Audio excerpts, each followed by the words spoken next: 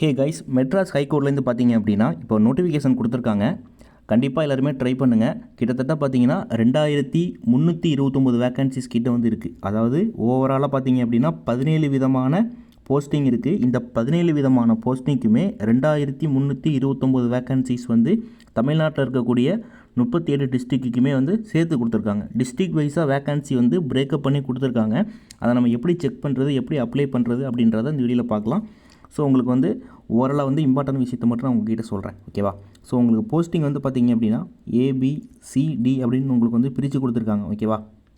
Okay, இதில் வந்து பார்த்திங்க அப்படின்னா ஏ கேட்டகரி இருக்கு இல்லையா? ஏ கேட்டகரியில் பார்த்திங்க அப்படின்னா நகல் பரிசோதகர், நகல் வாசிப்பாளர், இந்த மாதிரி முதுநிலை கட்டளை நிறைவேற்றுனர், இளநிலை கட்டளை நிறைவேற்றுனர், கட்டளை எழுத்த, ஜெராக்ஸ் எடுப்பவர், இந்த மாதிரி ஒரு 6 போஸ்டிங் இருக்குது ஏ கேட்டகரியில்.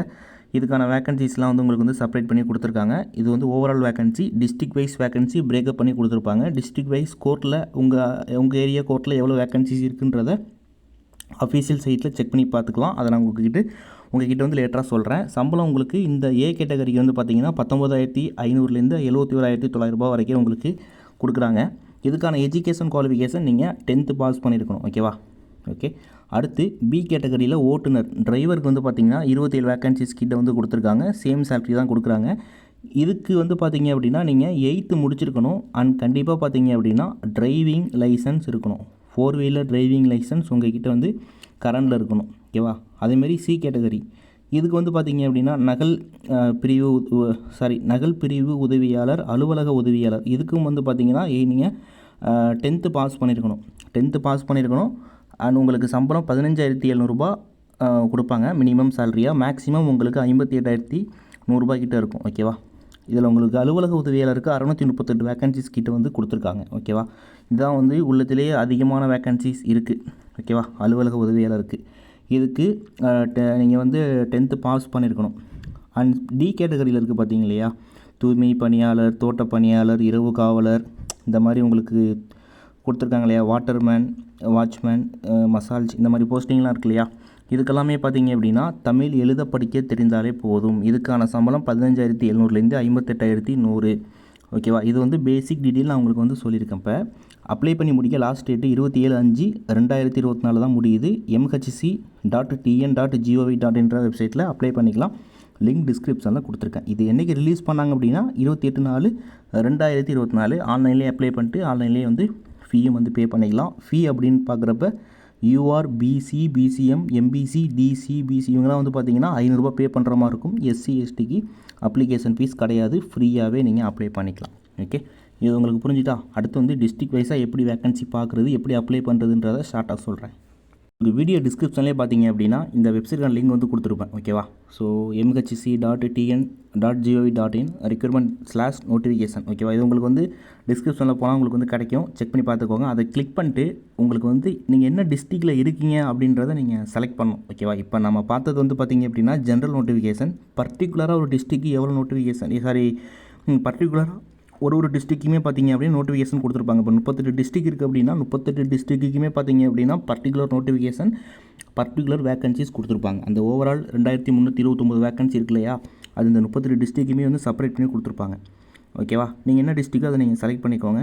நான் வந்து என்னோடய டிஸ்ட்ரிக்ட் வந்து செலக்ட் பண்ணிட்டேன். செலக்ட் பண்ணதுக்கப்புறம் வந்து பார்த்திங்க அப்படின்னா எங்கள் டிஸ்ட்ரிக்டில் என்னென்ன போஸ்டிங்க்கு எவ்வளோ வேக்கன்சிஸ் இருக்குது அப்படின்றத வந்து நான் இப்போ பார்த்துட்ருக்கேன், ஓகேவா? ஸோ வாட்ச்மேன், மசாஜ், இதுக்கு வந்து பார்த்திங்கன்னா எங்கள் டிஸ்ட்ரிக்டில் வந்து பார்த்திங்கன்னா 2 வேக்கன்சிஸ் கிட்ட வந்து இருக்குது, ஓகேவா? நீங்கள் நோட்டிஃபிகேஷனை தமிழ்லையும் பார்த்துக்கலாம், இங்கிலீஷ்லேயும் பார்த்துக்கலாம், ஓகேவா?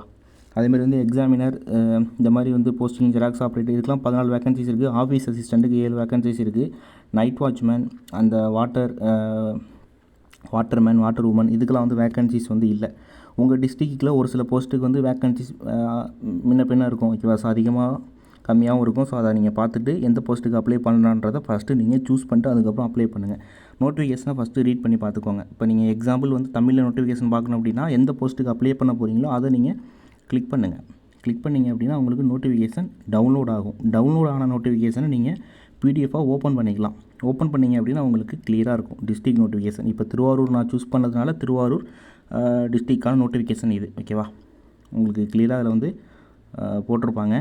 இதை நீங்கள் பார்த்துக்கலாம், சரியா? நான் உங்களுக்கு ஆல்ரெடி சொன்னது தான். ஏஜ் லிமிட்டை பொறுத்தவரை பார்த்தீங்க அப்படின்னா இது வந்து காமன் தான். ஏஜ் லிமிட் வந்து எல்லா கேஸ்ட்டுமே மினிமம் 18, மேக்ஸிமம் வந்து 32 கொடுத்துருக்காங்க. இதில் நீங்கள் வந்து பிசி, எம்பிசி, டிசி, பிசி, பிசிஎம்லாம் இருந்தீங்க அப்படின்னா 34, எஸ்சி, எஸ்டி அப்படின்னா 37. ஓகேவா? ஸோ இதான் வந்து விஷயம். கிளியராகவே கொடுத்துருப்பாங்க நோட்டிஃபிகேஷனில். உங்களோட டிஸ்ட்ரிக் இதிலே வந்து கிளியராக நீங்கள் பார்த்துக்கலாம். அப்ளை பண்ணி முடிக்கிறதுக்கு வந்து டேட் வந்து இம்பார்ட்டன்ட் டேட் அப்படின்னு பார்க்குறப்ப 27/5/2024 தான் முடியுது. ஓகேவா?